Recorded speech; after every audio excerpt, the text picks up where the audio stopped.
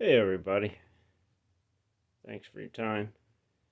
Thanks for clicking, taking a look at my marbles. If you don't mind, I took the time to share them. Maybe give me a thumbs up, subscribe if you think I'm interesting. I'm going to give you some free knowledge. So, anyways, one of the greats of marbles, people, has left us. It's a very sad day today. I just wanted to I should be doing a machine-made video, but I don't know really that much about that, so I'm going to do a video here, share my collection with you guys, because I could be gone tomorrow, and who knows what would happen to all these beautiful things if I don't share them with you. So, I know a lot of you are really interested in this. I'm getting an amazing amount of questions and responses. I think it's awesome. It's taken up a lot of my time, but I love it. I'll try to answer anybody that leaves a comment or a question. I'll try to answer it for you guys. So if you're a flea market guy, a picker, whatever you're up to with marbles, I'm going to give you a lot of free information. I've been doing it a long time. I know a little bit of something, I think, and I'm willing to share it here. So anyways, on the German handmaids, they're going to be your rarest marbles. They're usually not going to be around. They're going to have panel marks. They were all made by an artisan individually. Somebody heated that glass up and formed it into the round sphere, the best of their abilities. And when it comes to German handmaids, you just don't see them anymore. So if you see one and you really like it, it might be a once-in-a-lifetime opportunity, because I passed up marbles that I just kick myself now for. But, anyways, we can't live in the past. I got to push forward. And marbles are great. I think a lot of people like them. A lot of people are marbles over marbles. So these are your most basic of your German handmaids. I've got lots of other videos. I went marbles and posted up all these videos. I don't have anything to do with YouTube. I'm not trying to be a star. I just want to share this wonderful toy history with you guys that I've learned over my lifetime. And these are the most common ones you'll find out there. So if you're at the flea markets, garage sales, grandpa's closet, attic, we're digging where the outhouse used to be, where the kids might have played years and years ago. I'm a digger. I go looking for old bottles, Indian artifacts, things like that. My wife was telling me I need to wear gloves tonight for you people, because I'm bloody, I'm dirty, I'm cut up. I was out digging artifacts today. So that's a whole nother story. I'm going to do a video on it. I did a short today. Found a nice point, some salt glazed pottery, musket ball, and yes, some marbles. They were machine maids. But back to these German handmaids. These are just so awesome marbles. To think that somebody did this. They picked up all these colors, they put them together, and these are your basic ones. Everybody, I seen one of the guys, one of my subscribers, I was watching his videos, and he was so stoked he found a German handmade. And it so reminded me of me, because I never really knew how to pronounce that. But I had one when I was a little kid, and I used to do the same thing. I would show the picture of it, and I think it's pronounced Lasantino core.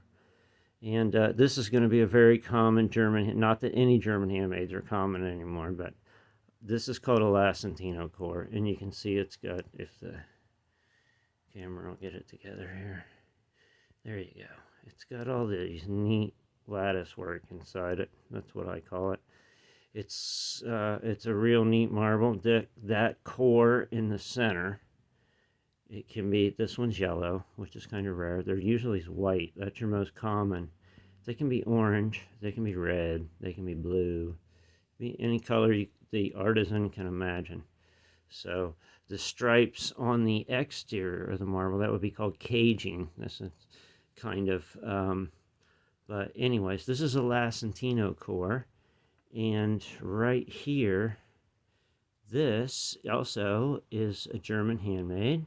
It is a swirl. I would consider, are you ready for this? I would consider all of these swirls.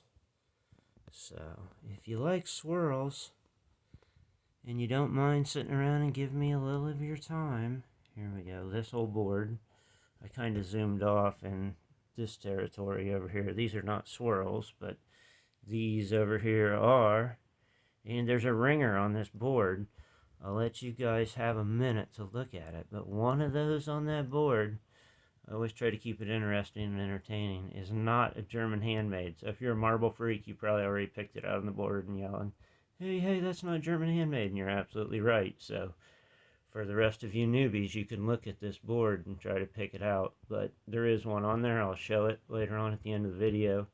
But these are all swirls. So back to the swirls. I would say there's 4 basic types of these. Real basic. The most common, like I said, would be that Lacentino core. Right there it is in yellow. Here it is in white. And the outer bands would be the caging. This one right here, this is an incredible one. Here we go. Red, white, and blue, people. What's better than that, right? Good old USA. Look at that caging on the exterior of those stripes. This is a solid core. This is a swirl, German handmade. You can see the panel marks on the end of it. It's a fabulous one.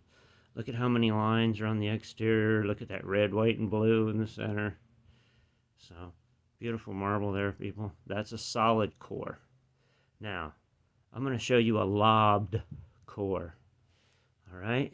And I'll put it right beside this solid core. Will get everything away so it's not distracting. And here's a lobbed core next to a solid core. These are going to be very common swirls, and most people don't know the difference in them. The solid core, the core is solid. It has the caging. The lobbed core is open. It is not solid. These are both German handmade swirls. Lobbed core, solid core. So this one doesn't have nearly the amount of stripes on the exterior, but they are there. They're white. You can see them. There's a band of 3. You got some no man's land. You got 2 or 3. Yeah, there's 3. 3 more over here. You can see the colors on the inside of this one. It's beautiful. And like I said, there's my filthy, dirty hands, people. I apologize about that, but I was digging and sweating all day long to bring you guys some of this content, so I hope you appreciate it. Down in a hole in a dump. That's where some of this stuff comes from that you guys might drool and ooh over. So, don't think there isn't cool stuff in the trash. But if that helps you out with these German handmades, I hope it really does. Those are the basics of your swirls. And then, like your absolute most basic of the German handmade swirls. And I think they're going to be some of your rarest, people. And they usually don't ask for much money for them, and I always pick them up. This would be the most basic of your swirls. I've heard old timers call them ghost swirls or stag. I said, what's stag? Oh, it's by itself, he said. La ha ha, you know. So that's a beautiful marble, you know. That's a German handmade swirl right there. It's got 1 set of white stripes down off the accesses on each side of the marble. You can call it 2, but here's another one. It's in blue. I'll just go through these here real slow. This one's a solid core here, red, white, and blue. Here we have a solid core. It's got a banana. It's almost like a hybrid cat eye or something. Look at this one, folks. This one here's nuts. But it's a German handmade. It's like if you like that cat eye banana, you know, you're a machine made guy. Here you go. Here's something crazy. Maybe that's where the idea came from. Somebody like that and says, put a banana on a marble, right? That could have been it. So this one's awesome. Look at that lime green and white, and then orange and yellow. Who does that? I got another one in here that's like red and purple stripes. It's like, who puts red and purple together? Here's some of these little single blue and cobalt blue ones. These are all peewees too. I'll zoom out from the board here for a minute so you can see. That front row, people, that's all less than half of an inch, 0.50 on a pair of, so anyways, that's a peewee. Anything less than a half of an inch. This one on the end might be the exception. I threw him up there because he's a real rare one. When I say German handmaids, guys, I'm referring to any marble with a panel mark that was made by hand in the late 1800s. So, um, but this one here was not from Germany, and supposedly it was antique, and it came from the UK, and it is the only one I have like this, and it's got a big old orange, like all. It's not really solid. I don't know if you guys can see it or not, but it's two big pieces, like almost like a. I don't even, it's almost like a rosebud or something in the center of it, but it's orange, and it's a beautiful marble. It's got orange. Whoa! Well, it had. Where did it go? There it is. I'll just leave it lay. See if the camera will focus in any better. It's got black and blue and white over there. And then it's got some really nice orange and yellow there, and then blue and white. So, pretty neat marble. I took the peewee that was supposed to be there and bumped it back a row for you guys so you could see that cool marble. Here's a couple of ringers back here. These are some wire poles that are in there, some big old crazy wire poles. That's these two guys here. I would not call these guys swirls. I stuck them right next to this one, which actually is a swirl, so you could see the difference, because it could confuse a lot of new collectors between those three marbles right there, and I just thought I would throw that out there, because depending on how you look at that, I could see people getting real confused, and I didn't really know what these were either for years. But the only one that's a German handmade is that one right there in the center, folks. The other two are not. Those are handmade marbles. They're just, well, somebody made them.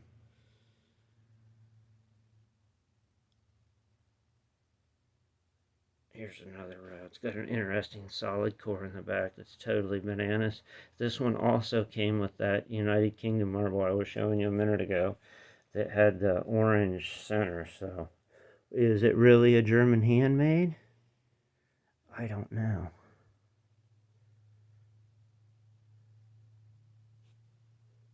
Grab it up here. I'll let you guys see if you can look at it a little better. It's got the beautiful panel mark. It's unmolested. Nobody's buffed it or rubbed it on a machine and tried to shine it up. So this is the way this was made. I don't imagine a kid really ever played with this one. This one's just awesome. So there's maybe that's where the banana came from. Oh, see, I spoke too soon. Look at that. Maybe they did play with it. Maybe that's how they won it and then put it away. Right there, like in there. You can actually see the red in the glass. It actually is all the way down to the red, the layer it fractured right there to the stripe. So, but anyways, I would still say this is as good as you're going to find in today's world, guys. Don't be afraid of a little thing. They're all not perfect. I got a whole handful of them here that I want to share with you guys that are in my collection. So, because this is where it comes from. You're gonna get stuff like this, and it's still awesome. I still keep it. Look at these guys. These are roached. There's nothing left of them. Maybe they were dug. Maybe they were ran over. Maybe Jimmy shot him through the slingshot at his neighbor. I don't know, but I still keep them. They're still awesome. So, there's nothing wrong with these guys. They're in my collection. You guys, I'm sure you have them in yours. Especially if you're starting out, you're gonna get a lot of that stuff because this stuff's expensive, and you'll want something to put up to represent or whatever. I get it. I've had some of these old beat up marbles. I've had it since I was a kid, and they're just as valuable to me as the rest of them. So whatever. Don't let anybody hassle you over some beat up marbles. They're just as cool as the rest of them. So, you can go out and look for these things, and if you really get into collecting marbles, you'll look back on stuff like this and realize, because see, when I grew up, guys, there was a lot of this stuff available at the flea markets. I just didn't have the money to buy it. I was a punk kid and riding a skateboard and, in trouble everywhere I went for having a skateboard, and that was when they looked funny, people. There was no, you could tell them apart from front and back. They didn't look the same. Nose and tail was different back in those days. Even Tony Hawk rode one with a flat nose. So, anyhow. This was a game. I see a lot of people have this game, and you jump the marbles to get them off the board. And it's a long, long time ago.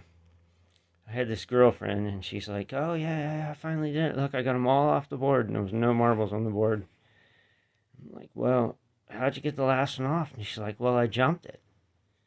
I'm like, "You couldn't." And she argued and argued and argued. And then I finally put marbles on the board and explained that to win the game, when you jump the last marble, there's one marble left on the board. You can't, if there's no other marbles, you can't jump one marble. What are you going to jump it with? So, but anyways, this was a jumping game, and how this was played, the center marble is always missing, and this is how it should be set up. A full board should look right like this. The center hole should be empty. You have to have somewhere to jump to start the game. So you would basically just pick one of these marbles up, jump the next one. Like this one would come off the board. I would go boom to here. This marble would come off the board. It rests in here. Then the next marble would jump here. And the idea is every time you jump a marble, it's strategy. So probably not many of you can do it. If you can do a Rubik's Cube, maybe you have a shot at this. You know, if you know how to read and write, you probably got a shot at this. If you don't know how to read and write, maybe you can do this in a blink of an eye. So, anyways, this is what kids used to do back in the day. It wasn't on a smartphone, nothing like that. They were playing the game like this, and then. I don't know, this was something that you would see, like you look at antique magazines or whatever. This is funny. I hustled this when my mom stapled this together for me. She knew I collected marbles, and she brought this over. It was Lost Marbles. It was in one of her old antique magazines. And what's really funny is I've had this, guys, for probably, I don't even know if we got a date on here. I bet you I've had these magazine clippings for 20 years. So I collect all kinds of goofy things about marbles, and then I look at these in the magazine, and this is like a fix for me. You know, I'm like, man, I gotta find that thing. I gotta go out and find that one.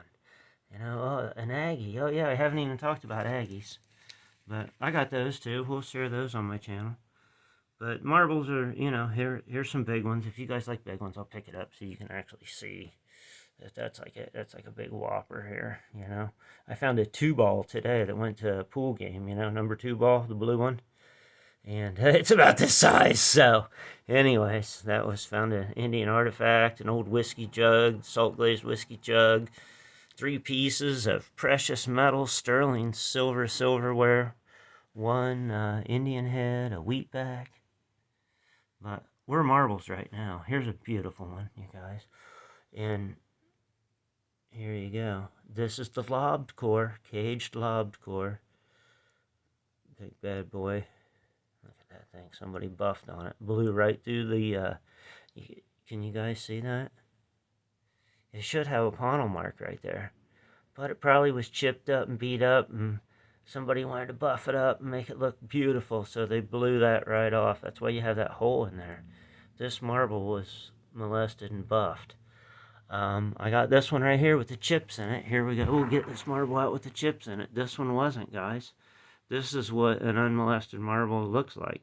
But you're going to say, ew, it's got all those chips and garbage in it. But yeah, you know what? It's original. You know, this is its history. So, you know, leave it be. If you want a nice, pretty, beautiful marble, there's you could save yourself 75% of your money, and you can go buy an art glass contemporary marble that represents one of these, and just be legit with people. Let them look at it. Most people won't even ask you if it's real. They're looking at it. They know the thing's real. Nobody's going to say, oh, is it an antique German handmade from 1871, made in Germany by, you know, German ways and what? Nobody's going to know. They're just going to look at your marble and say, ooh la la. So, anyways, you know, this one's got beautiful colors in it. Green and white over here, blue and white over here, green and white, blue and white, and then a yellow core. So, you know, yellow is always a little more rare. And then back over here, guys, solid core on the left, lobbed core on the right, and then Lacentino core. And that caging on the exterior, they can be bands, like I was talking about. See how this one's got bands? Or it could be little teeny hairline stripes like a clam sprout marble. I talk about those in a video too, and Indian swirls, which are different than these guys. So I also talk about onion skins. This is a grouping of onion skins here. These are onion skins. That's a big, huge one, and that's a 4-paneled one. It's called that because there's actually 4 different colors around it. I got a video on those. But here's some old relics right here. This is how this stuff was made in the day. Let you guys zoom in on that. Sorry about my lighting, guys. Like I said. But anyhow, this is marble collecting, and I hope this helped you out tonight. Especially if you are, or today, or whenever you're watching this. But, you know, go marbles. Give me some thumbs up. Tell me what you want to see in the future, you know. I don't know what you guys want to see. You know, give me some comments. Tell me what you're into, if you're into old stuff. I don't know. I know a little bit about the salt glazed pottery world, too, if that's interesting to anybody. But, you know, have a good day collecting marbles. And probably, at the end of the day, the most sacred and your oldest marbles are probably always going to be these guys, your artifacts. Don't forget that. That's where it all came from, your ancestors back in the day. This was their video game system and entertainment right here, people. This belonged to your ancestors. And they evolved to this. So we're all passing on and moving forward. I don't know what we're going to play with next in the future. Maybe laser balls or something. Going to project holographic marbles out of my smartphone here. So have a good day, people. Stay wonderful. Do something nice. And enjoy your life because you're on the right side of the dirt, everybody. Have a good day.